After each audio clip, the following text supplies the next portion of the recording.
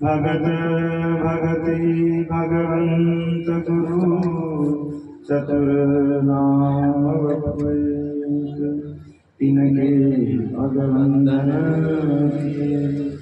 नासत विघ्न प्रहलाद नारद पराशर पुंडरीक व्यासांबरीश सुत शौनकादि संदारणा रुक्मांगदा अरविंद वीक्षणानि पुण्यानि परम भागवतानि। जय जय मीनवरा कमल नरहरि बलिवा परशुराम रघुवीर कृष्ण कीरति जग पावन बुध कल की व्यास ऋतु हरिहंस मनवंतर जगदीश ध्रुवर धनवंतर बदरीपति रथ कपिल देव सनकादिक करुणा करो चौबीस रूप लीला रुचिर श्री अग्रदास गुरुपद धरो विधि नारद शंकर सनकादिक कपिल देव मनुभूप नरहरि जनक बलि भीषम सुखमुनि धर्म स्वरूप ये अंतरंग अनुचर हरि रूपे रोहिन को जस गावे आदि अंत लो मंगल तिनके श्रोता भगता पावे अजामिल प्रसंग यह निर्णय परम धर्म को जान इनकी कृपा और भूमि समझत द्वादश भगत प्रधान अंकुर अंबर कलश कमल जवध्वजा धेनुपद शंख चक्र सवस्तिक जम्बु फल कलश सुधार अरद चंद्र षटकोण मीन बिंदु पूरद रेखा अष्टकोण त्रैकोण इंद्रधनु पुरुष विशेषा सीतापति पदनित बसत एते मंगलदायका चरण चिन्ह रघुवीर के संतन सदा सहायका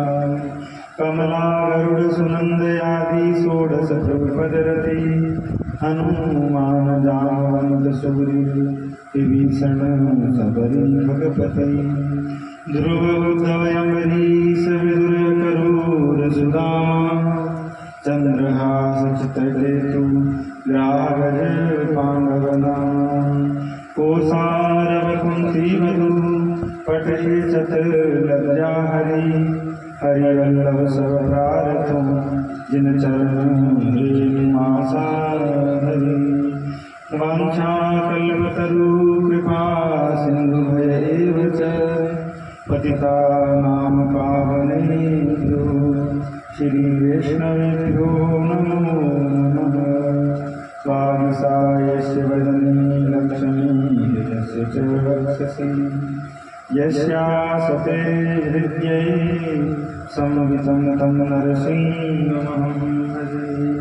नारायणं नमस्कृत्य नरं चैव नरोत्तमं देवीं सरस्वतीं व्यासं ततो जयमुदीरये। जन्माद्यस्य संचारतेषु विद्ये सवरा तेने ब्रह्म हृदयादिकवये मूयन्ति यत् सूर्यः तेजो वारमिदं यं यथा भिन्नयो यत्र तरसर्वो वृषा धाम्ना स्वेन सदा निरस्तकुहकं सत्यं परं धीमहि। मोर मुकुटकटिकासिनी करमुरली उर्मा यावानिक मोमन बसो सदा बिहारी लाल। पावन पटका बन्यो बनो लाल कोस जय जय श्री कुंज बिहारी लाल की दौड़ कथा को दे दौड़ कथा को दे। श्री राधिका वृषभानुजा भगतन की प्रतिपा दास भरोसे तुम्हारी सोबत पाव प्रसाद। राधे मेरी स्वामिनी मैं राधे तेरी दासी जन्म जन्म मोल दीजिए श्री चरण की वासी श्री वृंदावन की वासी। कलियुग सब धर्म के द्वारे होते जाए वल्लभ खिड़की प्रेम की जो निकस जाय सो जाय निकस जाय सो जाय। नाम महानिधि मंत्र नाम ही सेवा पूजा जब तक तीरथ नाम बिन और न दूजा। नाम प्रीति नाम वीर नाम कहे नाम ही बोले नाम अजामिल साखी नाम बंधन बोले। नाम बड़ रघुनाथ ते राम निकट हनुमत कयो कबीर कृपा ते परम तत्व पदम नाम पर सोयो। हरे नाम हरे नाम हरे नाम केवलम कलो नास्ते नास्ते नास्ते गतिरन्यथा। श्री राम जय जय जय राम श्री राम जय जय राम श्री राम जय जय राम श्री राम जय राम श्री राम जय जय राम श्री राम जय राम श्री राम जय जय राम श्री राम जय राम। जय सीताराम जय सीताराम जय सीताराम जय सीताराम। जय राधे श्याम जय राधे श्याम जय राधे श्याम जय राधे श्याम। जय सीताराम जय जय हनुमान जय सीताराम जय जय हनुमान। जय गुरु रामानंद भगवान जय गुरु रामानंद भगवान। जय सिया राम जय जय हनुमान जय सिया राम जय जय हनुमान। विघ्न हरण जय जय हनुमान विघ्न हरण जय जय हनुमान। दुष्ट दलन जय जय हनुमान दुष्ट दलन जय जय हनुमान। मारुति नंदन जय हनुमान केसरी नंदन जय हनुमान। श्री राम जय जय राम श्री राम जय जय राम श्री राम जय जय राम श्री राम जय जय राम।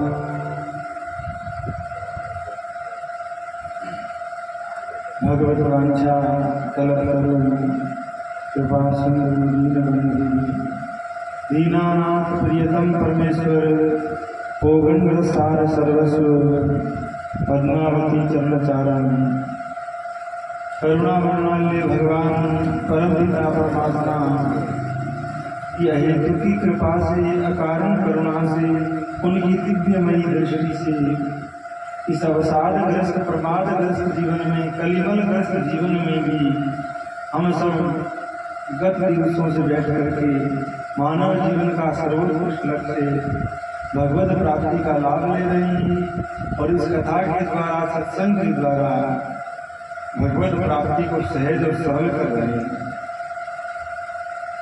भगवान की सब जीवों पर कृपा रहती है, पर हम लोगों पर भगवान की विशेष कृपा है, जो भगवान अपनी मधुर कथा, अपनी मधुर चर्चा प्रदान कर रहे हैं। सामान्य भगवान की कृपा होती है तो संसार के पदार्थ मिल जाते हैं, निरोगी काया मिल जाती है, सुंदर रूप मिल जाता है, बल मिल जाता है, ऐश्वर्य मिल जाता है, पद मिल जाता है। पर जब भगवान की अतिशय कृपा होती है, सबसे श्रेष्ठ और सबसे बड़ी कृपा होती है, तब जाकर के मानव जीवन में ऐसा क्षण आता है। तभी जाकर के उसके जीवन में ऐसा क्षण आता है, ऐसा वो पल आता है, जिसमें बैठ करके वो अपने पूरे जीवन का उद्देश्य का विचार करता है, अपने पूरे जीवन की यात्रा का विचार करता है। और कथा एक ऐसा साधन है जिससे कैसा भी व्यक्ति हो, कैसी भी उसकी वृत्ति हो, अगर वो बार बार सत्संग सुनने लग जाए, कथा में बैठने लग जाए, तो एक दिन ऐसा उसके जीवन में आएगा, एक दिन ऐसा सूर्य का उदय उसके जीवन में होगा कि उसके प्राण, उसका ज्ञान, उसकी मलिनता दूर हो जाती है और भगवान उसको दृष्टिगत हो जाते हैं, अनुभव में आ जाते हैं। तो भगवान की दिव्य कृपा का अनुभव करते हुए, भगवान के चरणों में बारंबार प्रणाम करते हुए, जो भी सब श्रोता बैठे हैं, श्रोताओं के हृदय में जो अंतर्यामी परमात्मा बैठा है, उनको प्रणाम करते हुए, विघ्नहर्ता श्री गणेश जी को प्रणाम करते हुए, श्री हनुमान जी को प्रणाम करते हुए, भागवत के समस्त परिकरों को प्रणाम करते हुए और भगवान के परिपूर्ण अवतार भगवान राम और श्री कृष्ण को प्रणाम करते हुए और भागवत के मार्ग पर चलने वाले, भागवत की बताई बात पर चलकर के सिद्धि प्राप्त करने वाले, भगवान के दर्शन करने वाले और संतों को भी बारंबार प्रणाम करते हुए दास आज छठे दिन की कथा कह करके अपनी वाणी को पवित्र करें, अपने हृदय को पवित्र करें और आप लोग कथा सुन करके अपने जीवन को धन्य करें। तो नैमिषारण्य क्षेत्र में श्री सूत जी महाराज बैठ करके सोनकादिकों को सुना रहे हैं, गंगा के तट पर बैठ करके श्री सुखदेव जी परीक्षित जी को सुना रहे हैं और गंगा के किनारे पर विदुर जी को मैत्रेय जी सुना रहे हैं और उसी कड़ी में दास आप लोगों को सुनाएंगे। तो कल की कथा में आपने सुना, सुखदेव बाबा वर्णन करते हैं किस प्रकार पर ब्रह्म परमात्मा मनुष्य रूप धारण करके ब्रजवासियों के बीच में आता है और ऐसी ऐसी मधुर लीला करता है कि जो ब्रह्मा जी वेद के ज्ञाता हैं, दिन रात वेद पढ़ते रहते हैं, उनकी बुद्धि में भ्रम आ जाता है कि ये कैसा ब्रह्म है, ये कैसा परमात्मा है, तो ऐसी लीला करता है, ऐसा आचरण करता है। तो एक दिन आपको दास ने कहा था कि परमात्मा की लीला और एक सिद्ध संत की लीला देखने में संशय बढ़ाती है, भ्रम बढ़ाती है। अरे ये परमात्मा है तो ऐसे क्यों करता है, ये भगवान है तो ऐसा क्यों करता है, इतना बड़ा सिद्ध है तो ये ऐसे क्यों बोलता है, ऐसे क्यों खाता है। तो संत कहते हैं कि किसी सिद्ध पुरुष की शरण में जाने से पहले उसकी महिमा सुन लो और भगवान को देखने से पहले उसकी कथा सुन लो, तो फिर देखने में संशय नहीं होगा। सीधे सीधे देखने जाओगे तो बड़ा भ्रम हो जाएगा। रामायण की बात करें तो मेघनाथ ने भगवान राम को नागपाशों में बांधा और गरुड़ जी खोलने आया, तो गरुड़ जी को भ्रम हो गया, ये कैसा परमात्मा, ये कैसा ब्रह्म, जिस ब्रह्म का नाम लेने से जीव भव मुक्त हो जाता है, बंधन मुक्त हो जाता है, और उस भगवान को मैं खोलने आया, सर्पों से मैं छुड़ाने आया हूं, तो संशय हो गया। और वही अगर पहले महिमा सुन करके आते और इस बात को जानते कि ये भगवान की लीला है, भगवान जान बुझ करके ऐसा आचरण कर रहे हैं, तो उनको लीला का लाभ होता है। अनेक प्रसंग आते हैं, लोग सुनकर के भी अधोगति में जा रहे हैं, सुनकर के भी नरकगामी हो रहे हैं, क्योंकि वो लीला देख लेते हैं, सुनते नहीं। और जो पहले सुन लेता है फिर जब लीला का दर्शन करता है तो उसके सब संशयों का समाधान हो जाता है। वो लीला ही इसको परम आनंद परम सुख में डुबाने वाली है। तो सुखदेव जी परीक्षित को बारंबार सावधान करके कहते हैं, हे कृष्ण, भगवान राम का नाम भी सीधा और भगवान की अवतार भी सीधा और उन्होंने लीला भी सब सरल करी। श्री कृष्ण का नाम भी टेढ़ा है और इनकी सभी लीला भी बड़ी टेढ़ी और कटपटी, बड़े बड़े महात्माओं की समझ में नहीं आती। पर जो रसिक लोग हैं जिन्होंने अपना मन भगवान में लगा दिया है, उन लोगों पर भगवान की कृपा से ये कथा उनको अपार सुख देती है, अपार आनंद देती है और सुनते सुनते वो अगाते नहीं है। भगवान भी आ जाएं तो वो भगवान को छुपा देते हैं और भगवान की कथा सुनते हैं। तो नारायण सुखदेव बाबा कहते हैं कि गोपी का जो स्वरूप है, गोपी का जो भाव है, वो पूरा पूरा कृष्ण को अर्पित है, कृष्ण चरणों में समर्पित है। ब्रज में जो कुछ भी हुई है सब श्री कृष्ण की ही कामना पूरी करने के लिए, श्री कृष्ण को ही सुखी करने के लिए आई।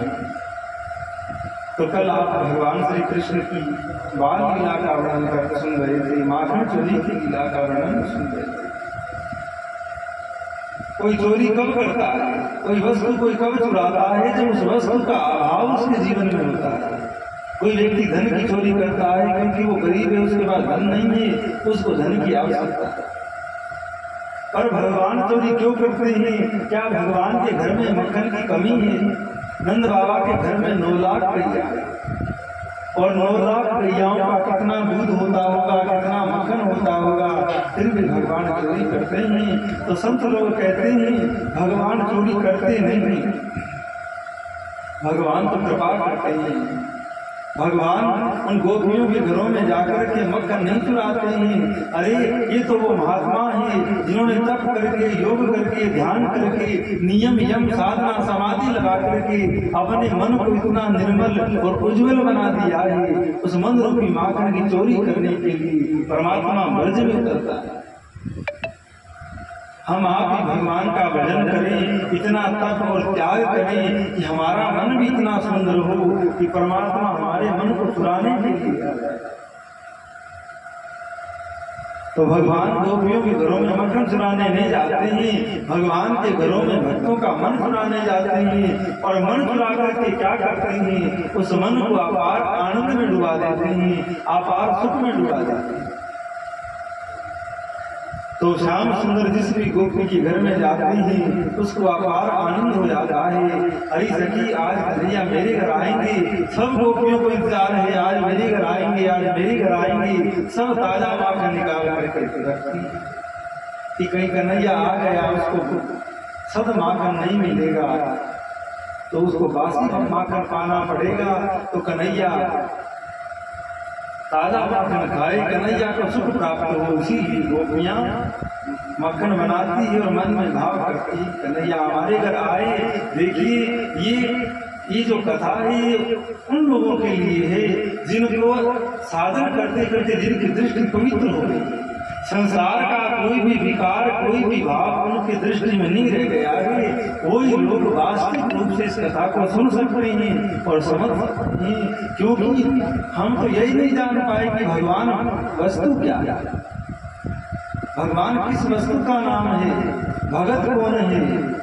इस बात को जो जान गया है, इसने भक्ति के रहस्य को प्राप्त किया है, कोई जान सकता है ये श्याम सुंदर की लीलाएं क्या है, ये माखन चोरी लीला क्या है, ये चीर हरणी की रास लीला क्या है, ये गोचारण क्या है। सुनते खूब हैं, सुनाने वाले भी खूब सुनाते हैं, कोई विशेष लाभ नहीं होता है, क्योंकि अभी तक यही ध्यान नहीं आया है कि भगवान कहते किसको हैं और भगत कौन है, हमारा भगवान से क्या संबंध है। पहले संबंध बोध तो हो जाए। तो हम इस बात पर बड़ा ध्यान देते कि भगवान की बात बाद में करना, पहले भगवान के साथ में हमारा आपका संबंध क्या है, इस बात का तो जागरण करो, इस बात की तो कुछ अनुभूति करो, तब कुछ भगवान की बात सुनकर के प्राप्त कर पाओगे। अन्यथा जैसे कोई दूसरे बात से व्यक्ति को चर्चा करे तो व्यक्ति पर क्या असर पड़ेगा। अखबारों में कैसी भी खबर आ जाए लोग पढ़ते रहते हैं, चाय पीते रहते हैं, कुछ नमकीन बिस्किट भुजिया खाते रहते हैं, वहाँ इतने मर गए, वहाँ इतने मर गए। अखबार पढ़ रहे हैं, सामने कोई बैठा, अरे तुमने चाय तो लेनी नहीं, बिस्किट तो लिया ही नहीं, और अखबार पढ़ रहे हैं फलानी एक्सीडेंट हो गया, 100 मर गए, 50 मर गए, 10 मर गए। और वहीं पता लगे कि अरे कल ही तुम्हारा बेटा उस जयपुर वाली बस में जा रहा था, रास्ते में एक्सीडेंट हो गया, तो क्या चाय पी पाएगा? क्या वो बात कर पाएगा? तुरंत भागेगा, घबरा उठेगा, क्योंकि उस बालक से उसका संबंध है और कुछ हुआ उससे उसका कोई संबंध नहीं है। तो जहाँ मनुष्य का संबंध होता है वहाँ मनुष्य विशेष भाव करता है, विशेष रुचि लेता है, विशेष ध्यान देता है। जब तक हमारा आपका परमात्मा का संबंध बोध नहीं होगा तब तक ये कथा विशेष कुछ हम पर असर करने वाली नहीं। और जिसको बोध जागृत हो गया, अरे किसकी कथा है? बोले मेरे कृष्ण की कथा है। किसकी कथा है? बोले मेरे भगवान की कथा है। जहाँ ये मेरा शब्द जुड़ जाता है वहाँ बात बड़ी दिव्य हो जाती है। संसार में मेरा जुड़ा तो जन्म मरण में पड़ गए, और भगवान में मेरा मैं जुड़ा तो जन्म मुक्ति के अधिकारी हो गई, परम पद के अधिकारी। अनेकानेक प्रसंग आते हैं। स्वामी जी कहा करते कि वामन भगवान के हाथ की लठिया, वामन भगवान 52 अंगुल के, तो 52 अंगुल का आदमी हाथ में डंडा लेगा तो कितना, पर वही वामन भगवान जब तीनों लोगों को पार करते हुए विराट रूप धारण किया तो वामन गए ब्रह्मांड, तो दंड पहुंचा ब्रह्मांड। भगवान के हाथ की लकड़ी, भगवान के साथ लकड़ी का संबंध हो गया। तो भगवान की बड़ी इतनी बड़े भगवान इतनी बड़ी लकड़ी हो गई। इसी प्रकार हमारा जो भगवान के साथ संबंध बोध होगा तो जितने बड़े भगवान उतने बड़े हम हो जाने वाले। और वैसे भगवान के जितने ही बड़े हैं, भगवान में और हमें विशेष अंतर नहीं है, बस एक अज्ञान है, एक मलिनता है, एक असुरता है। इसके कारण से हम में और भगवान में बहुत बड़ा अंतर हो गया है, बहुत बड़ी दूरी हो गई है। और जो व्यक्ति को संबंध बोध हो गया है तो जो प्रभाव, जो शक्ति, जो सामर्थ्य भगवान का है वो सामर्थ्य जीव का हो जाता है, वो सामर्थ्य संत का हो जाता है। और कई जगह तो ऐसे प्रसंग आते हैं जो काम भगवान भी नहीं कर सकते थे वो काम भक्तों ने कर डाले हैं, क्योंकि वो भगवान के समान हो गए हैं और भगवान से प्रेम करके भगवान से भी बड़े हो गए। तो पहले अपना संबंध बोध जागृत करो कि परमात्मा के साथ हमारा क्या व्यवहार है, उनके साथ हमारा लेना देना क्या है। जो हम उनकी कथा सुनना चाह रहे हैं, उनकी कथा के पंडाल में जाकर के हम बैठ रहे हैं। तो पहले जीव थोड़ा इस बात पर जोर दे कि परमात्मा के साथ में हमारा संबंध क्या है। इन गोपियों का क्या संबंध कृष्ण के साथ में है? जो गोपी जैसा भाव करती है श्री कृष्ण उसी प्रकार की लीला करते हुए उस गोपी के घर पहुंच जाता है।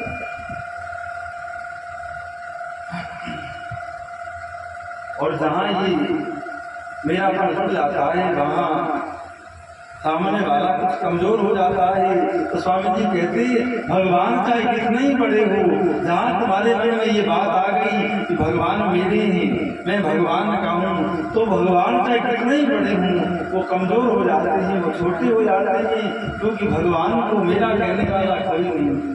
संसार पूरा है, स्वार्थ से जरूर भगवान को भज लेगा, पर निस्वार्थ भाव से वो कहने वाला नहीं है कि भगवान मेरे हैं, मैं भगवान ना।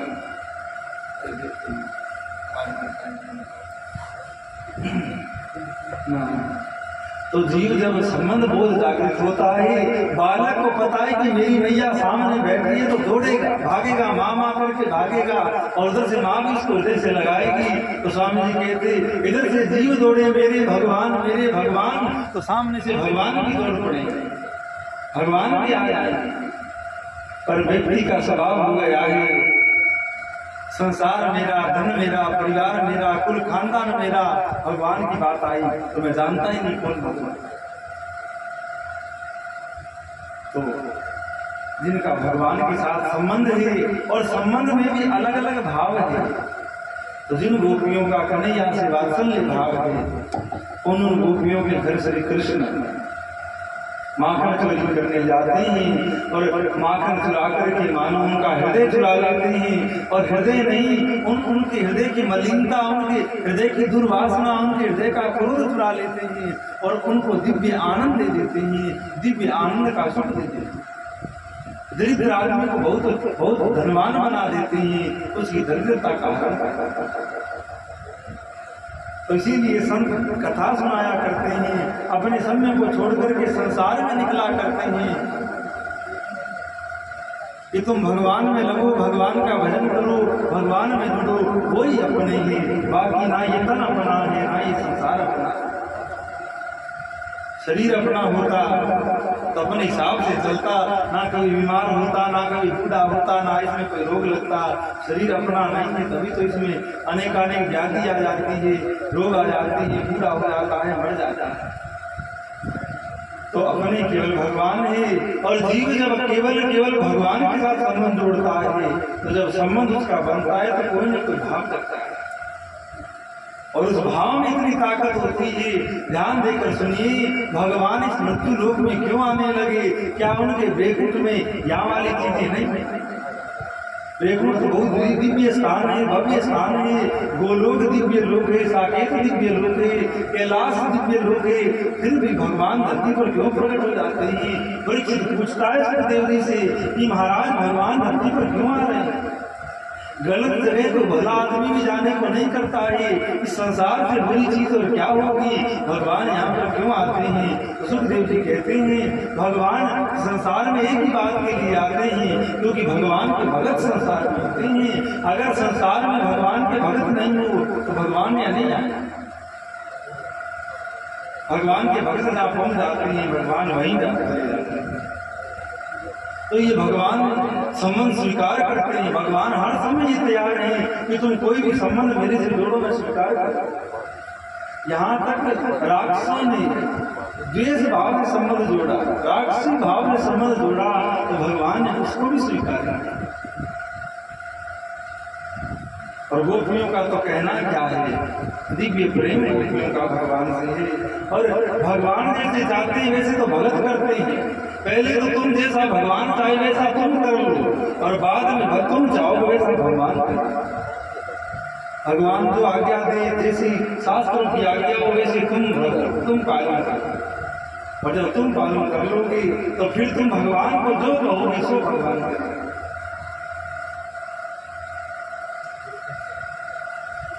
और पूरे ब्रज में मानो प्रेम का सागर उमड़ा करता है। सबका एक ही मन, एक ही विचार है, एक ही बुद्धि है, एक ही भाव है।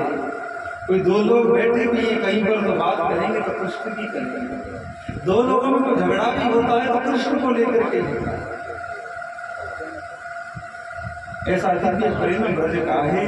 और संत तो कहा करते हैं, अलग अलग भाव है।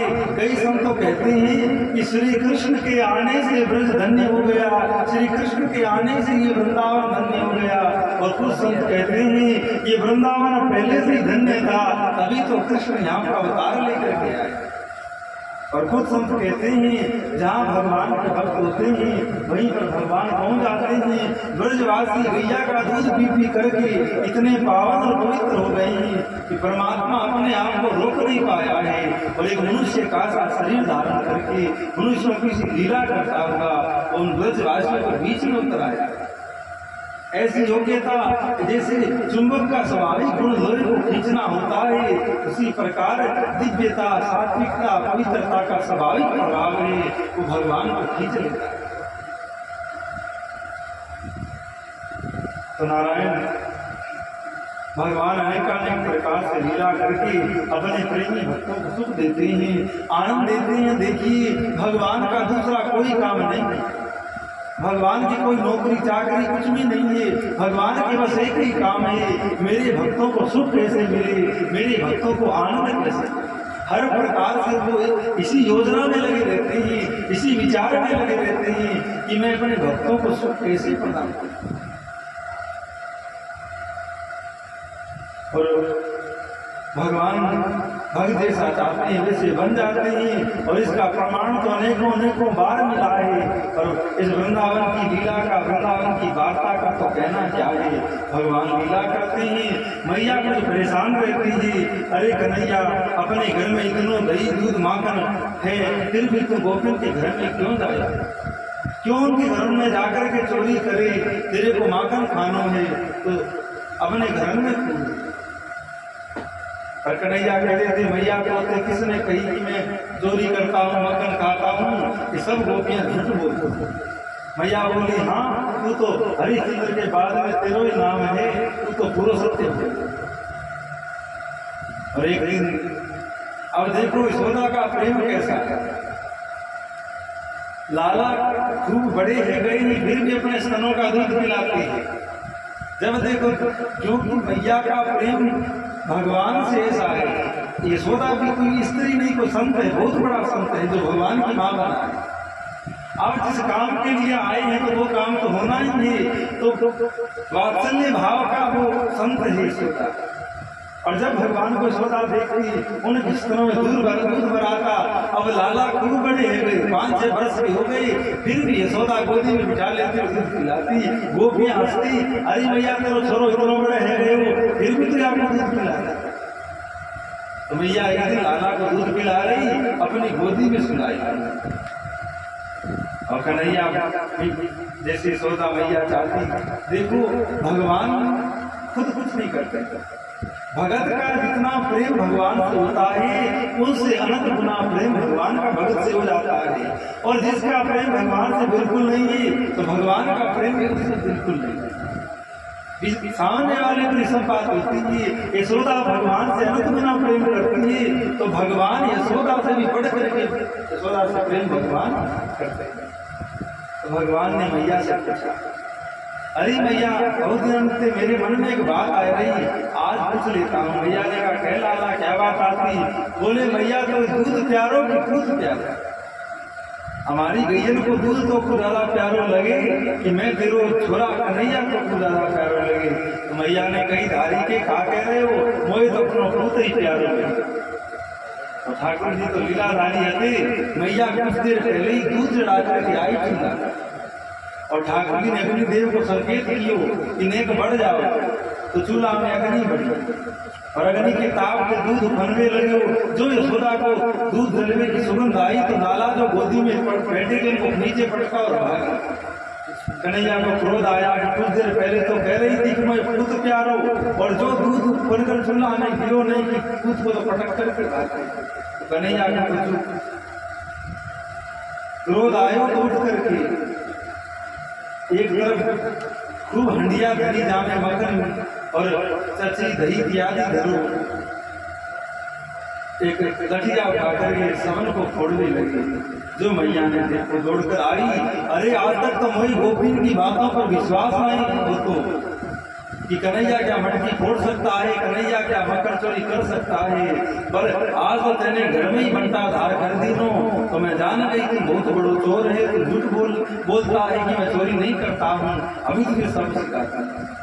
ठाकुर जी आगे भाग गए, यशोदा पीछे भाग रही है। भले ही यशोदा भगवान की माँ है, पर भगवान के और जीव के बीच में 2 अंगुल का फर्क बना रहता है। कुछ फर्क तो बना रहता है, तभी तो भगत और भगवान की लीला होती है। जो भगत ब्रह्म हो जाता है तो ब्रह्म होता है, लेकिन भगवान जब लीला करते हैं तो अपने और भगत के बीच में कुछ अंतर रहता है।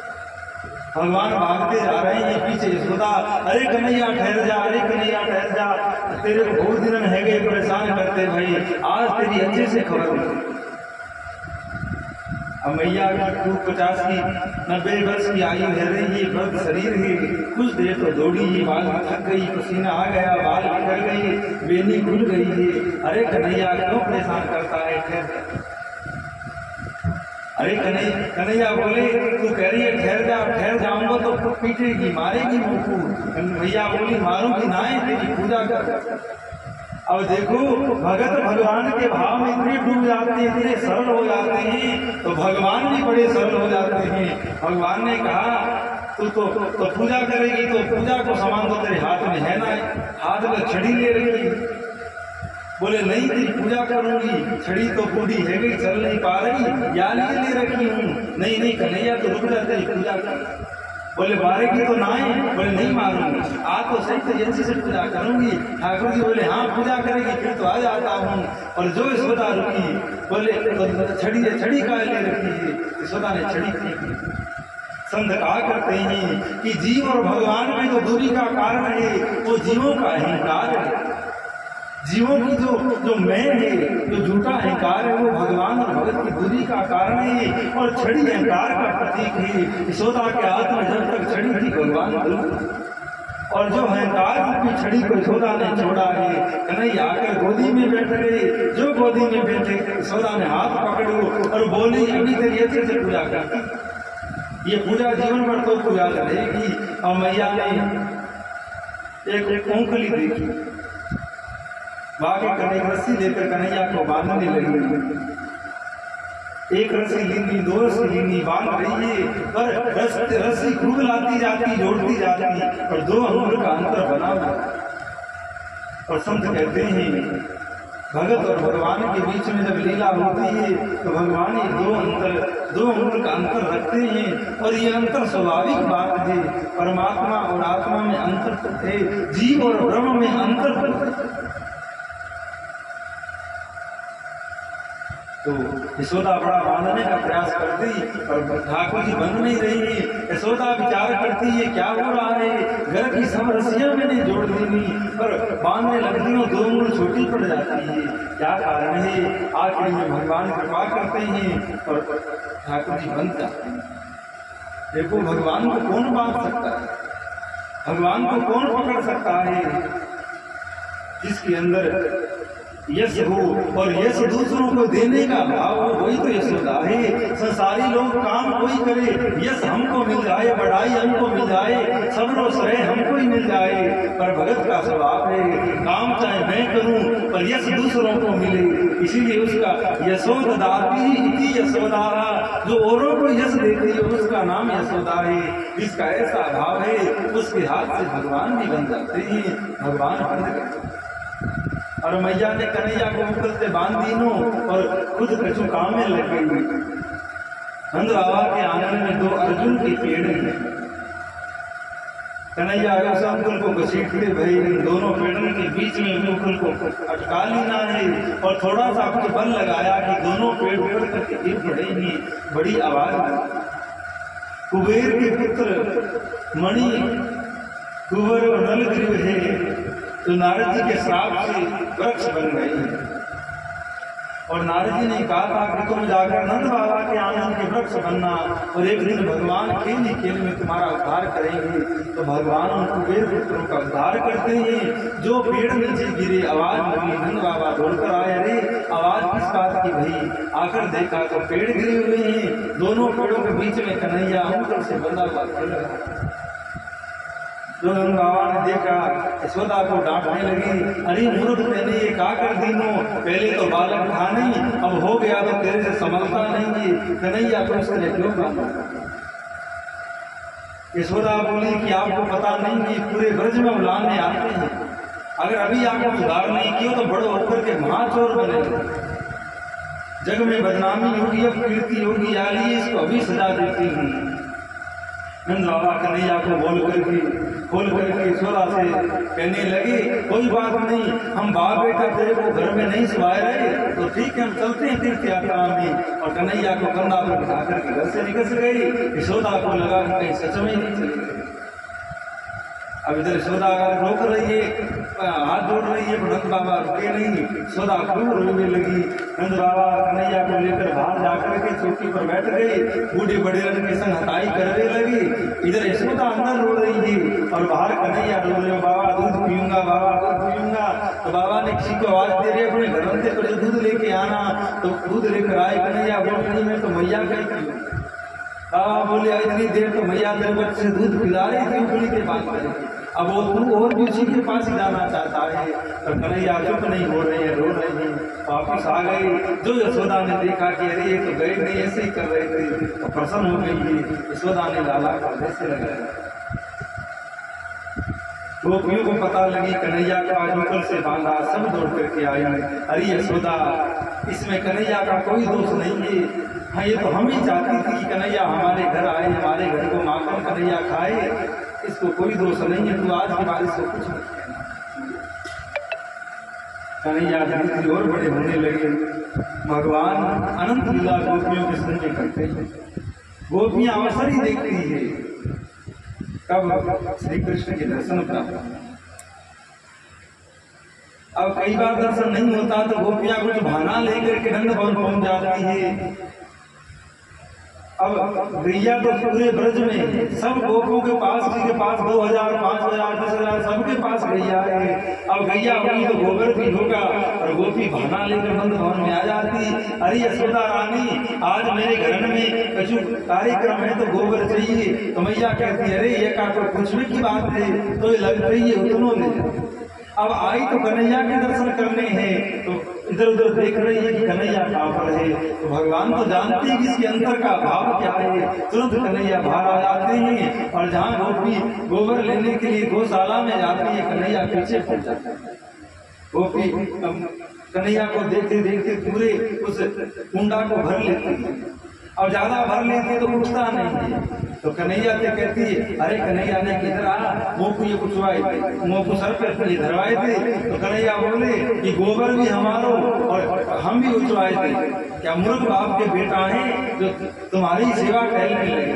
अरे कन्हैया तुम क्या कह रहे हो, तेरी मैया बड़ी सीधी, तेरा बाबा बड़ो सीधो और तू ऐसी उठपटांग बात कर रहे हो। बोले हाँ मेरे बाबा सीधो तभी तो कोई गोबर उठाने दे रहे हैं, मैं होतो तो एक देख रहे नहीं देते तो नहीं। कन्हैया ऐसा मत कर, उठवाई दे, ठाकुर जी उठवाई दे। अब वो गोबर थोड़ी लेने होती बाबू, तो कन्हैया को देखना हो तो फिर जाती, वो फेंक करके फिर आ जाती। अरे तो दोबारा आ गई। अरे कन्हैया ज्यादा की आवश्यकता है, अरे यशोदा और ले जाऊं क्या। तो यशोदा कहती अरे तेरे को चाहिए उतनों ले जाए, इसमें का पूछने की बात है। फिर गोपियां भरने लगती, फिर कन्हैया आ जाए। अब की बार फिर उतनों ही भर लीनो। बोले कन्हैया अब की बार फिर उठवाई दे। तो कन्हैया बोले कि तेरे बाप के नौकर नहीं लग रहे हैं, घर में और बहुत सारे काम और हरी में मैं कोई काम नहीं करूंगा। अगर माखन देगी तो ही उठवाऊंगा। एक गुंडा उठवाएगी तो एक लोंदा माखन पर लगेगा। ठाकुर जी उठवाए देते, फिर बोले तो हिसाब किताब का है कि तू तो बड़ी होशियार गोपी भर भर के ले जाएगी और लास्ट में एक लड्डू दे देगी कि खाओ और भाग, तो हिसाब का रहे वो। तो गोपी ने कही ऐसो कर, जितने तू कुंडा वो पूछवाएगा उतने ही एक माथे पर गोबर की टीका लगा। तो एक उठवाते, एक गोबर को टीका, दो उठवाते। अब गोपी तो बेचारी डालने गई, 10-15 बटन ले गई। ठाकुर ने सोचा कि हिसाब गड़बड़ कर लेते, खूब मक्खन मिलेगा। तो गोबर उठाया और पूरे शरीर पर लगा लिया। जितने निशान लगाए सब एक हो गए। देख गोपी इतना सारा मक्खन दे दो करे को। गोपी जोर से हंसे। खेल करके घर पहुंचते, मैया कहती दाढ़ी के अगले पीछे जन्म में सूकर हथों का जो गोबर में नहीं जाए रहे हो। ठाकुर जी बलराम जी से कहते देख कन्हैया मैया कितनी अंतर्यामी, इसको पता लग गई कि पीछे मेरो एक अवतार सूकर अवतार भी है। एक दिन बलराम जी कन्हैया दोनों खेलते भाई बाहर निकसे, तो नंद बाबा के घर को एक बेल है, जाके सींग बड़े बड़े हैं। तो खेलते खेलते पहले तो बेल के ऊपर खेलने लगे, बाद में एक तरफ से कन्हैया ने पकड़ लीनो और एक तरफ से बलराम जी ने पकड़ लीनो और बेल है गए वो खड़ो। अब जैसे ताकड़ी के दो तराजू जैसे लगते झूलते हैं, वैसे दोनों बेल के सींगों पर झुलक रहे। अरे मैया बचा, अरे मैया बचा। यशोदा दौड़ करके आती है कि ये क्या कर रहे। कभी भी बजड़ा को कुछ पकड़ लेते, बजड़ा भागता तो पीछे उनकी घसीटते चले जाते। ऐसे दिव्य ब्रज की लीला और महात्मा लोग दर्शन कर करके अपने आप को धन्य करते हैं, पावन करते हैं। क्योंकि भगवान के दर्शन होना बड़ी बात नहीं है, पर भगवान की इन माधुर्य लीलाओं का दर्शन होना, इन लीलाओं की अनुभूति होना विशेष कृपा की बात है, विशेष अनुभूति की बात है।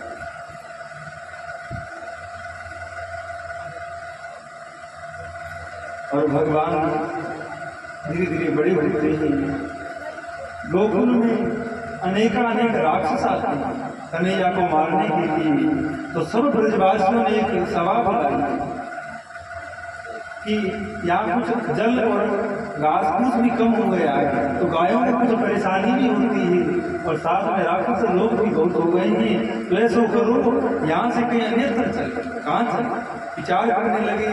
नंद, उपनंद, सुनंद इत्यादि और गोप हैं, उन्होंने कहा कि भैया नंद, हमने एक वन देखो, ऐसा दिव्य वन है जहाँ पर जल भी पर्याप्त है, घास फूस भी पर्याप्त है, हमारी गैया वहाँ पर मौज से आनंद से रहेगी, और जहाँ हमारी गैया आनंद से रहेगी वहाँ हम भी आनंद से रहेंगे।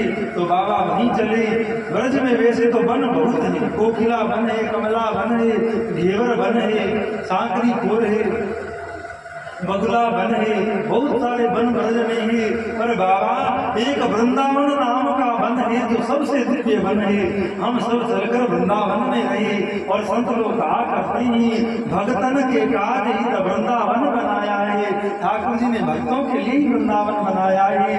वृंदा अर्थात तुलसी, तुलसी अर्थात भक्ति, जो भक्ति का वन हो उसको वृंदावन कहते हैं। और वृंदावन में श्री कृष्ण नित्य निवास करते हैं। आज ब्रजवासी अपने अपने घर का जरूरी सामान छकड़ों में, गड्डियाओं में लद लद करके सबरे अपनी गैया ग्वाल बालों को लेकर के वृंदावन पहुंचे। वृंदावन यमुना के किनारे पर ही बसा हुआ है। सब लोग आनंद पूर्वक वहां आते हैं और सुंदर सुंदर झोंपड़ियां बना करके सब लोग उनमें निवास करते हैं। और जब कन्हैया वृंदावन की शोभा देखता है, यमुना देखता है, बड़ा प्रसन्न होता है। अरे भाई भैया, हम यहाँ रहकर के खूब लीला करेंगे, खूब आनंद करेंगे, देखो कैसे वृंदावन की शोभा। भगवान वृंदावन की शोभा देख करके मोहित हो जाते हैं और आगे की सब लीला श्री कृष्ण वृंदावन में करते हैं। वृंदावन की महिमा अपार है।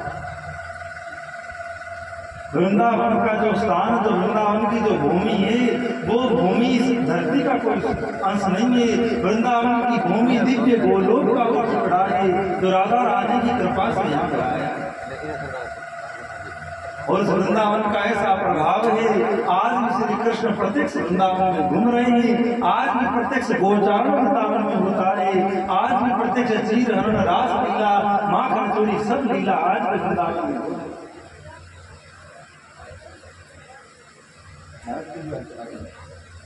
तो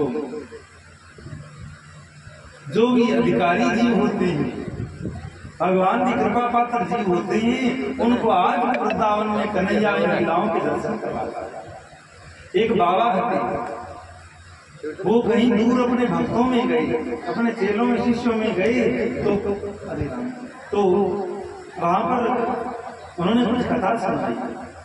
इन्हीं ब्रज की मधुर लीलाओं का वर्णन महात्मा ने किया। तो सब लोग बड़े आनंद से कथा सुन रहे। तो एक बालक भी वहां बैठा था। बालक ने कथा ध्यान से सुनी और उस बाबा ने यह भी बात कही कि आज भी वृंदावन में वैसे ही भगवान लीला कर रहे हैं। आज भी वैसे श्री कृष्ण वृंदावन में लीला करके भक्तों को दर्शन दे रहे हैं। तो बालक के मन में आई, तो मैं भी वृंदावन जाकर के इस लीला का दर्शन करूं, श्री कृष्ण के दर्शन करूं। तो महात्मा से पूछा कि महाराज जी, आप कह रहे हैं कि आज भी ब्रज में गोवर्धन में श्री कृष्ण गोचारण करते हैं, तो क्या मुझे भी दर्शन होंगे? क्या मुझे भी कन्हैया दर्शन देंगे? बाबा ने कहा क्यों नहीं देंगे। तो बालक ने हट किया, बाबा मैं आपके साथ चलूंगा। तो बाबा ने कहा भाई तू बालक है, कुछ पढ़ने के लिए बड़ा हो जा, ले चलूंगा। तो घर वालों ने कहा महाराज बालक हट करता है, ले जाइए, 2-4 दिन आपके पास रहेगा, फिर हम ले आएंगे। तो बाबा उस बालक को वृंदावन में ले आए। तो बालक दिन भर बाबा से पूछता, बाबा आप कह रहे थे कन्हैया के यहाँ दर्शन होते हैं, गोचारण होता है, रासलीला होती है, यहाँ तो कुछ नहीं दिख रहा है, सब मकान है, सब पेड़ पौधे, ये लोग आ रहे हैं, जा रहे हैं। देखो शांति से करिए। अरे ये पानी धानिए तो घर पर ही खूब पीते रहिएगा, कथा रोज नहीं मिलेगी। तो शांति से जल भी पी लीजिए और कथा भी सुन लीजिए। बस हम लोगों की यही कमी है। और दास का कथा के बीच में लोगों की तरफ ध्यान देने का भाव नहीं रहता है, पर आप लोग जब ऐसा कुछ करते हैं तो फिर हमको लगता है हम तो ऐसे मूर्खता में बोले जा रहे हैं। इनको तभी तक कथा रस की महिमा समझ में नहीं आई तो सरबत सरबत से लाते हैं। नारायण बालक के मन में तीव्र उत्कंठा कि मैं भगवान को देखूं, श्री कृष्ण को देखूं। ये आज कोई ज्यादा पुरानी घटना नहीं है, अभी की बात है। बाबा से बालक रोज पूछता, बाबा माँ बता रहे थे कि कृष्ण आज भी दर्शन देते हैं, तो मुझे तो नहीं दिख रहे हैं, लोग बाग ही घूम रहे हैं, कहाँ है कृष्ण? बाबा ने कहा भक्ति करनी पड़ती है, मुझे तो लगभग 50-60 वर्ष हो गए ब्रज में रहते हुए, आज तक दर्शन नहीं हुए, तुम्हें कैसे होंगे? पर आज भी कन्हैया यमुना के किनारे पर बैठ गोचारण करता है। बालक सुबह जाकर के बैठता यमुना के किनारे, शाम तक बैठा रहता। कहाँ कन्हैया आए, कहाँ गैया आए, कहाँ उनके सखा लोग आए तो गोचारण करे। एक दिन बालक का कृपा अधिकारी हो, सरल हो और विश्वास सरल होता है तो कृपा जल्दी हो जाती है। बालक का विश्वास सरल था। बालक क्या देखता है, सुंदर सुंदर बंसी की आवाज कानों में सुनाई दे रही है। कुछ देर के बाद में बहुत सारी गैयाओं के दर्शन बालक को हुए और करते करते कृष्ण बलराम के प्रत्यक्ष दर्शन उस बालक ने किए। बालक ने भगवान का दर्शन किया, धन्य हो गया। वापिस अपने गुरु जी के चरणों में आकर के गुरु को बारंबार प्रणाम करने लगा, व्याकुल हो गया, अश्रु से आंखों से सुधारा बहने लगी। गुरुदेव आपकी कृपा से आज मैं धन्य हो गया। ऐसी सुंदरता, ऐसी दिव्यता, ऐसी माधुर्यता संसार की नहीं हो सकती। बाबा ने कहा, बाबा क्या हुआ, तू रोता क्यों है? बोले बाबा मुझे कन्हैया के दर्शन हो गए, मैंने कन्हैया की गायों के दर्शन मैंने कर लिए। बाबा ये आपकी कृपा से हुआ है। बाबा ने उस बालक को प्रणाम किया। अरे मेरे को 60 वर्ष हो गए ब्रज में रहते हुए, माला फेरते हुए, आज तक कन्हैया ने दर्शन नहीं दिए। तेरी मेरी क्या बात थी? तो कुछ दिन पहले ही तुम आया ब्रज में, तेरे को दर्शन। अनेकानेक ऐसी घटना। एक मैया है, घर परिवार में कोई रहा नहीं तो सब कुछ छोड़ छाड़ करके वृंदावन में आ गए और कन्हैया बिहारी जी को, श्री बांके बिहारी को अपना बेटा माना। बिहारी जी में अपने पुत्र का भाव करती तो और देखो भाव तो हम कर लेते हैं पर भाव में दृढ़ता, भाव में विश्वास नहीं होता। अब माताएं गोपाल जी रखती हैं, कन्हैया मेरा बेटा है, महाराज मैं तो अपने बेटा की तरह याद करूं, पर भाव पूरा सिद्ध नहीं होता। कभी भोग लगाया, कभी नहीं लगाया, कभी सुलाए, कभी नहीं सुलाए, कभी 2 दिन तक ठाकुर जी बैठे ही हुई। कोई शादी में गई तो ताला लगा के चली गई, ठाकुर जी अंदर ताले में बैठे। तो भाव तो करते हैं पर भाव सिद्ध नहीं होता है। और वो मैया को तो कोई काम था ही नहीं और ठाकुर जी में उसका पुत्र भाव था और भाव सिद्ध हो गया। एक कोई झोपड़ी, कोई मकान उसको मिल गया, उसमें वो रहती और सुबह शाम नित्य जाकर बिहारी जी के दर्शन करती और बिहारी जी से कहकर आती कि तू ठीक से रहे, आनंद से रहे, मैं भी मौज से रहे। तो एक दिन से मैया को बुखार चढ़ा, शरीर का प्रावध होता है तो उनको बुखार चढ़ा तो कष्ट में थी। और जब बुखार उतरा तो मैया के मन में आई कि कछु दही हुई तो पाई।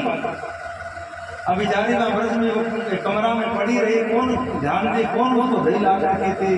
तो ठाकुर जी संग झगड़ा करने लगे। अब बुखार है, बीमार है, फिर भी धीरे धीरे चल करके बिहारी जी मंदिर में पहुंची और बिहारी जी को डांटने लगे, अरे तू कैसा बेटा है, मैं तेरी मैया बीमार पड़ी हूँ, आकर के संभालता तक नहीं है और मेरे मन में दही खाने की आ रही तो दही भी नहीं लेकर के आता है, कैसा तू बेटा? खाली तो नाम का ही बेटा है, तो मैया के ध्यान नहीं देता। सब लोग कहते हैं पागल हो गई, ये क्या सुनता? और उसका अभाव सिद्ध मैया ठाकुर जी को कह करके घर पे आई, झोपड़ा में लेटी तो लेटती वाकी कछु नींद लग गई। ठाकुर जी ग्वाल बालों को लेकर के पहुंच गए और साथ में कई 100 मटकियां मक्खन की दही की भरकर लेके आ गए और मैया के मुंह में दे रहे सपना में, ले खा दही। वृंदावन में मंदिर में हल्ला कर रही थी कि दही खाने की मन में हो रही तो अब खा दही, तो डोकरी सपने में दही खा रही। ठाकुर जी ने पहले तो आके मुंह में खूब दही दी गई और फिर हाथ भर भर के उसके पूरे मुंह को और कपड़ों को भर दिया। अब देखा तो सपना, जब उठी तो पूरी दही से नहाई करिए। देखा तो 5-10 मटका उसकी झोपड़ी में दही के भरे हुए रखे पड़ी, डोकरी रो पड़ी। अरे कन्हैया मैंने तो थोड़े से दही के लिए कहा था, ठाकुर जी ने पूरा बाजार ला करके। एक ब्रज में एक महात्मा जो कन्हैया को अपना मित्र मानते, उसी भाव में जीते। उनको नाम ही पड़ गए ब्रज में ग्वारिया बाबा। वो कहते मैं कृष्ण को मित्र हूँ, कृष्ण के संग नित्य गाय चराने जाऊं ब्रज में। ऐसा भाव करते सब लोग वृंदावन में उनको ग्वारिया बाबा कहते। एक दिन ठाकुर जी प्रकट हुए और थोड़े उदासी का नाटक करने लगे। बाबा ने पूछा, अरे सखा कृष्ण आज उदास क्यों? कन्हैया बोले, बाबा बहुत दिन हो गए चोरी नहीं की। बाबा ने कहा तुम कर ले। बोले कर तो ले, उन पर कोई बाल नहीं है, किसके संग जाकर चोरी करूं? अब कन्हैया का इशारा ये कि भले ही बाल से तो तुम महात्मा है, दुनिया तेरे को महात्मा जान रही थी, पर अंदर से तो तुम मेरो सखा है। तो ठाकुर जी इस तरह बात कर रहे कि तू संग मेरे संग चल और चोरी कर। आज भी ब्रज में गोप लोग रहते हैं जो गाय भैंस इत्यादि रखते हैं और जो घी का व्यापार वो लोग करते हैं। तो ठाकुर जी बाबा को लेकर द्वार कूद कर रात्रि में श्री गोप के घर चले गए। ये भी कुछ समय पहले की ग्वारिया बाबा अभी कुछ समय पहले ही ब्रज में हुई, तो घर पहुंच गए। अब बाबा के कंधा पर कन्हैया चढ़ गए और मटकी से मक्खन उतार करके खाने लगे। और बाबा ने भी थोड़ा बहुत कुछ खायो और लास्ट में कन्हैया ने मटकी उठाई और फेंक दी। और जो मटकी फेंकी आवाज भई तो घर वाले जग गए। ठाकुर जी दीवार कूद कर अंदर जान हो गए और बाबा को घर वालों ने पकड़ लिया। तो थोड़ा बहुत चपत भी लगाई और जब कुछ प्रकाश करके देखा तो चरणों में गिर गई। बाबा गलती हो गई, हमने सोचा कुछ और। तो बाबा आपको मक्खन ही खाना हो तो कह देते, इस तरह घर में क्यों आए? पर बाबा कुछ बोल नहीं रहे, बाबा हंस ही रहे। और अपने झोपड़ी पहुंचे तो आगे कन्हैया बैठे हो। बोले कि मेरे ही हाथ उड़ाने थे बुढ़ापे, तू तो दीवार के भाग आयो। अब लोगन को कहा तो कि मैं तेरो सखा हूं और तू ही आयो तो मेरे संग में चोरी। ऐसे अनिश्चित भाव आज भी दिन संतों का दिन भक्तों का दिव्य भाव होता है। भगवान ऐसी लीला करने लग जाते हैं। एक मैया परिवार में कोई बचा नहीं तो किसी ने कह दिया अकेली पड़ी रहती हो, गोपाल जी ले आओ और उसकी सेवा करो। तो कुछ दिखाई नहीं देता तो सेवा करने लगी। तो भोजन बनाती, वृद्ध शरीर तो चला भी नहीं जाता, तो धीरे धीरे चलकर मंदिर में जाती तो भोग लगाती, कन्हैया को बिठाया जैसे तैसे करके कपड़े पहना देती। तो ठाकुर जी ने क्या किया, धीरे धीरे पहले तो उसके से बात करने लगे। मूर्ति फिर देखो भगत का जब भाव चरम सीमा का होता है तो फिर मंदिर की वो माटे की वो मिट्टी की मूर्ति फिर पत्थर नहीं रह जाती, वो दिव्य प्रकट हो जाती है। आज भी 20 ऐसे ठाकुर हैं जो दुनिया की नजर में तो पत्थर की मूर्ति है, पर पुजारियों से वो मूर्तियां बात करती है। चाहे वो नाथ द्वारा के श्री नाथ जी बाबा हो, या श्री जयपुर की गोविंद देव जी हूँ, या करौली के मदन मोहन जी हूँ, या वृंदावन के राधा रमण बांके बिहारी राधा वल्लभ हूँ, आज भी वो अपने पुजारियों के संग में बात करते हैं, पुजारियों के भावों का उत्तर देते हैं। तो मैया से पहले तो बात करने लगी और मैया थोड़ी परेशान होती भोग लगाने में आने जाने में। तो ठाकुर मैया भोजन बनाती तो ठाकुर जी मंदिर से निकल करके उसके पास ही चले जाते और वो मैया बनाकर छपड़ा में रखती और ठाकुर जी भोग लगाती। तो धीरे धीरे कन्हैया को आदत भई, जो ठाकुर जी मंदिर में विश्राम करते तब डोकरी घर में हो तो कोई थाने अकेली रहती, तो ठाकुर जी को तो मंदिर में सुलाती और स्वयं आंगन में लेट जाती। तो वात्सल्य भाव मैया ठाकुर जी को लेकर सुला करके आती, खुद आकर आंगन में सोती तो कन्हैया आकर के वाकई छाती के लग से मैया कहती है लाला तू भगवान है और भगवान को तो मंदिर में रहना चाहिए, तू कहाँ करके मेरे संग लेट गए हो? मेरे ये कपड़े अशुद्ध हैं, ये पुराने लीर लकीरों की बनाई हुई गुदरी पे मैं सो रही हूँ और तुम्हारे तो नए गद्दा तकिया मैंने मंदिर में धरे हैं, तो वहाँ क्यों नहीं सोता है? ठाकुर जी मैया वापस उनको वहां सुला के आती तो मैया को जैसे ही नींद लगती कन्हैया फिर भाग आकर मैया के संग सो जाती। आखिर में मैया की भी आदत है गई, कन्हैया आकर मैया की छाती पर सोए रहते और मैया लाला को थपकी देकर सुला देती। एक दिन भगवान के मन में आई इस डोकरी को बताऊं कि तेरे पर क्या कृपा हो गई है, जो कृपा द्वापर में यशोदा पर भई वो कृपा इस कलयुग में भी तेरे पर हो गई है। इस बात का मैं ज्ञान उसको कराऊं, मैया बड़ी भोले। एक बार गांव में हल्ला हुआ कि गांव में भेड़िया आता है जो बच्चों को उठा लेता है तो मैया लख लेकर रात भर घर से बाहर बैठी रही। लोग जाते रही डोकरी बाहर क्यों बैठ रही है, भेड़िया आएगा तो कहीं तेरे को मार डालेगा।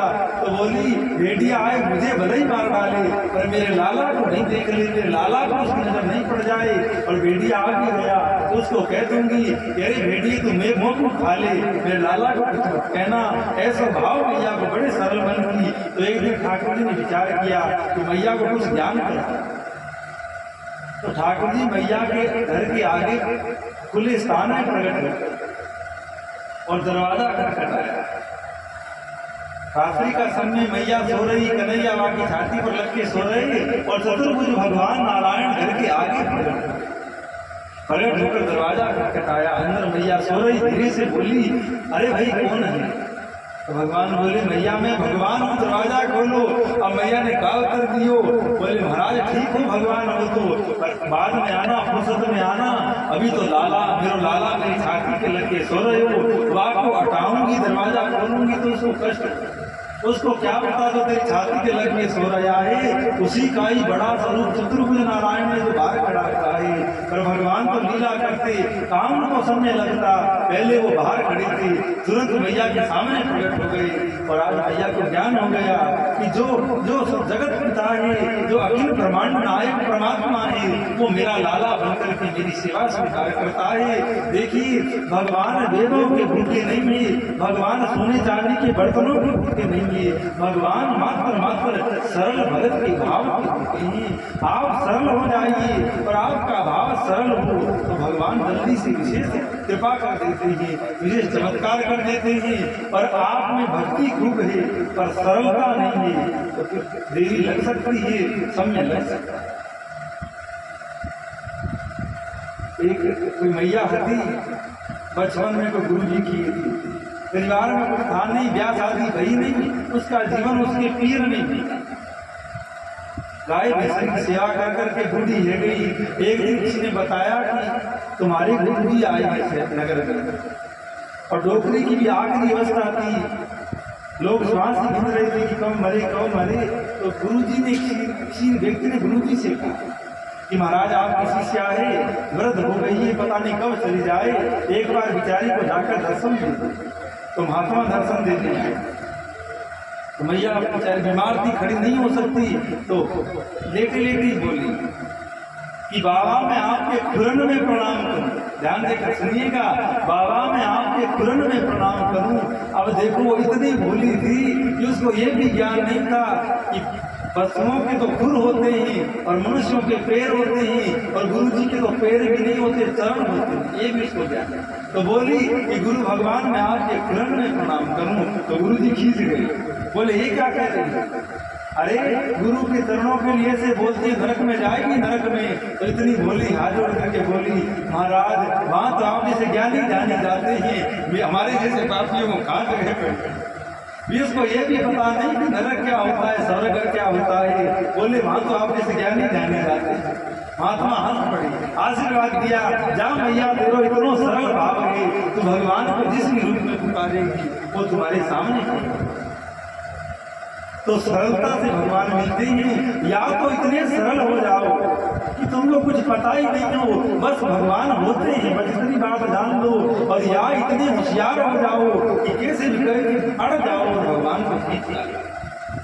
धन्ना भगत गांव में कथा भई तो कथा में चले गए। पंडित जी ने बड़ी सुंदर शालिग्राम की कथा सुनाई और पंडित जी जब अपने जहाँ निवास वहां गए तो धन्ना भक्ति के साथ चले। पंडित जी ने अपने शालिग्राम जी को नहलाया धुलाया, तिलक किया, भोग लगाया। तो धन्ना भक्त को भी लगा कि मैं भी सेवा करूं। पंडित जी ने कहा महाराज मेरे को भी कोई भगवान दे दो तो मैं भी सेवा करूं। तो पंडित जी ने कहा कि तुम जाट देवता है, खेतों में काम करेगा, कहाँ ये सेवा तुम्हारे पास की बात। आजकल के तो ब्राह्मणों से नाई हो रही, तो तू जाट होकर के क्या सेवा कर रहे। तो पंडित जी ने कहा कि नहीं तुम अपना काम करो। अब महाराज कोई बुरा नहीं मानिएगा, असल बात हम रख नहीं पाते हैं। जाट या तो कोई चीज पकड़ता नहीं है, कोई पकड़ लेता है तो छोड़ देता है। मान लो जाट की कोई बात पकड़ में आ जाती है, आ गई सो आ गई। तो धन्ना भगत की बात कोई पकड़ में आ गई, बोले नहीं महाराज जी मुझे तो भगवान मिलते हैं। अब पंडित जी परेशान हो गए कि अब इसको कहाँ से मैं शालिग्राम ला करके दूं, और शालिग्राम दे भी दूंगा तो बेचारा क्या सेवा करेगा, सीधा आदमी हल चलाए और गाय भैंसन की सेवा करे, कहाँ ही कोई सेवा करेगा। तो पंडित जी ने कहा चलो ठीक है, जाट देवता की बार आऊंगा तो मैं कोई व्यवस्था करूंगा।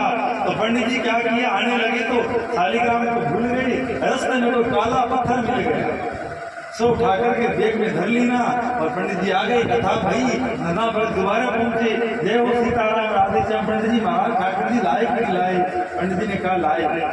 इतना बड़ा पत्थर दे दिया, उठा करके ये ले भगवान ले जा। अब बड़े देखो सरल आदमी का भाव भी सरल होता है, सर पर साफा लगाया और भगवान को सर पर धर लिया, और घर की और बड़े दरवाजे के आगे जाके खड़े हो गए। अरे जाटनी थाली लेकर के आप भगवान घर पर आए। अब भैया वो उससे 4 कदम आगे भागी हड़बड़ाहट में थाली लेकर के आई, कहीं से थाली खोजी, कहीं दिया खोजा, फूल लेकर के और आरती लेकर के आई। आरती उतार रही है और बोले महाराज पधारो, तो अंदर एक कमल बिछा दिया, सामान्य सा जैसी व्यवस्था होती, कमल बिछा के ठाकुर जी को। अब पंडित जी ने कहा था कि देख भगवान को मैं तेरे को देता हूँ, और एक नियम करना, बिना खिलाए नहीं, पहले भोग लगाना फिर खाना। अब वो भी बात पकड़ में आ गई, और ठाकुर जी को बिठा दिया और बाजरा की रोट बना कर, राजस्थान में टोंक पड़ता है, टोंक जो जिला है शायद, टोंक में धुवनकला गांव श्री गन्ना भरता, तो लाकर के ठाकुर जी को बिठा दिए, बाजरा की रोट बनाई और ठाकुर जी को भोग लगाया। अब गौर से बड़ी बड़ी आंखें करके देख रहे हैं कि भगवान कब भोग लगाएं, भगवान कब भोग लगाएं, पर क्या पता कि ये तो पत्थर है, क्या भोग लगाएंगे। बस सरल विश्वास कि पंडित जी रोज बता सुनाते हैं कि भगवान को भोग लगाइए, भगवान को इसका भोग लगाइए, तो ये भी भोग लगाएंगे। घंटा बीत गया, अरे महाराज क्या कोई कमी रह गई, भोग लगाइए। अब कोई होए तो भोग लगाए, ऊपर क्या भोग लगाए। और देखिए भगवान सब देख रहे हैं, सब कुछ सुन रहे हैं। अरे कोई दुष्ट व्यक्ति कहीं पर भी छुपकर कोई पाप कर्म करता है, उसको भगवान देखते हैं। तो भगवान का भगत अगर कहीं छुपकर माला पहनता है, कोई भाव करता है, तो क्या भगवान नहीं देख रहे हैं? तो भगवान सब कुछ देखते हैं। भगवान बेकुट में बैठ करके भोजन पा रहे थे, लक्ष्मी भोजन परोस रहे, और भगवान भोजन करते करते बार बार धरना जाट के घर की ओर देखते। लक्ष्मी बोलती महाराज आज आपका ध्यान किधर है, आप भजन क्यों नहीं पा रहे? तो भगवान बोले क्या बताऊं, आज एक जाट से पाला पड़ गया, बार बार परेशान कर रहा है, भोग लगाओ भोग लगाओ। तो भगवान ने सोचा कि ऐसे तो मानेगा नहीं।